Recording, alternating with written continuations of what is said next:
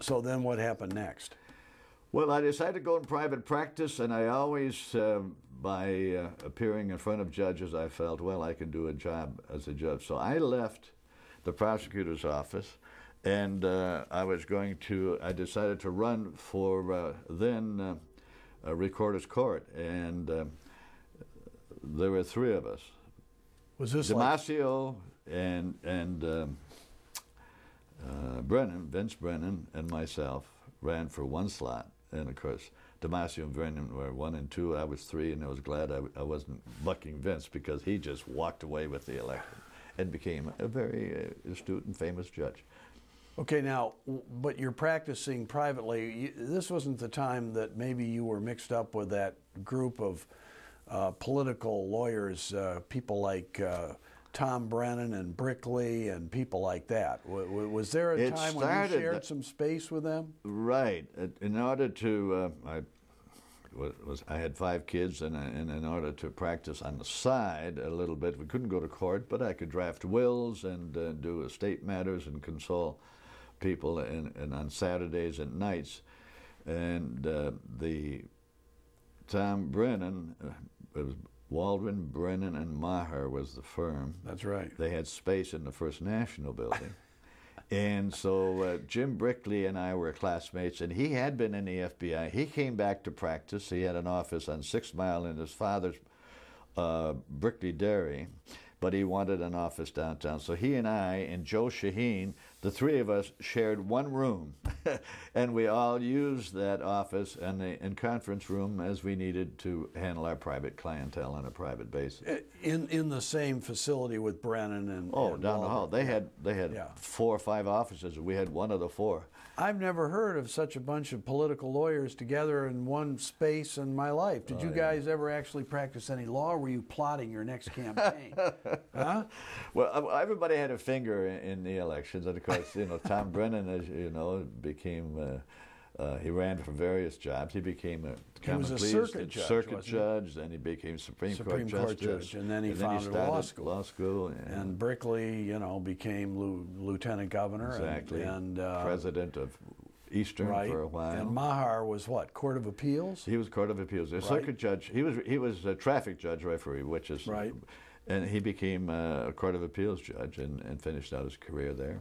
Good career. Okay, you lost your first race. Then what happened? Then I decided to, I was practicing law. I was making good money, very frankly. I made a salary of 5 times the amount I was paid in the prosecutor's office. Because I was a good attorney, had a nice reputation. So I decided, well, I'd like to get into the judicial arena and try it again. So John Kerwin, who was then a traffic court judge, said, we got an opening as a referee, and if you'd like the appointment, I'll appoint you. It's my turn. The 3 judges took turns as to appointing referees, so I took the appointment, and it was sitting as a small municipal judge doing traffic matters. So this is like the mid-'60s at Correct. This point? Yeah. So this is the mid-'60s. And I was about to resign. And why were you about to resign? Well, I'll go back into private practice. I was also thinking of going to doing some work in Lansing, but at any rate, in Washington. But you were about to resign, and then what? Well, that's when the sheriff of Wayne County resigned. Was that Bomarito? No, he was undersheriff. The sheriff was Bubeck. Oh, Bubeck. Peter Bubeck. Peter Bubeck, yeah. He replaced Andy Baird, who had been sheriff for the eternity before that. Right. And Bubeck had Bomarito, and they got into some ticket-fixing problems. And in fact, he was charged criminally, and he resigned to save his pension. And then it was dismissed. He never was convicted of ticket fixing. Bubeck was not. No, he was not. Yeah. But he did resign. So when he resigns, the statute allows for 3 people to appoint one till the next election. Right. And when they got together, the prosecutor was Cahalan, and the clerk was Brannigan, and Frank Szymanski was the probate judge. And those 3 came together, as Brickley tells me. Brickley at that time was the chief assistant for Bill Cahalan. Right. And Brickley says, he told me about it. He said, those guys got together, each one was committed to some other person, but they couldn't get a second vote, so they adjourned for a week. And he said that Cahalan threw your name out, and they said, yeah, he might be a candidate, but you think he wants the job? So Jim Brickley said to me, do you want the job? Talk to Bill, and he'll submit your name and say you'll take the job as sheriff of Wayne County. Right. Well, I figured, I'm a lawyer, not a cop. Yeah, but you had an interest in being in law enforcement. Exactly. And a cop and at I one had point. worked with the prosecutor's office. He worked with police officers all the time developing the case. Yeah. So I said, sure, why not? So when they got together, he said, well, stick around the telephone. When they got together again, a week later, once again, they each had a #1 choice, and they couldn't get a second vote.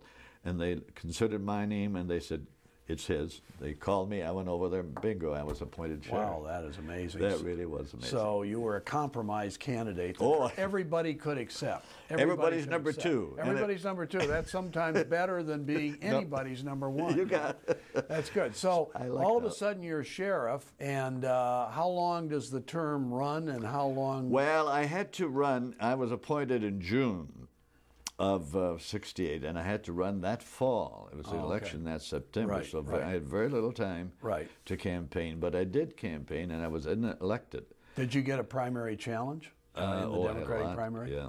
But you won it pretty handily. Yeah, okay. And then I was sheriff for 4 years, and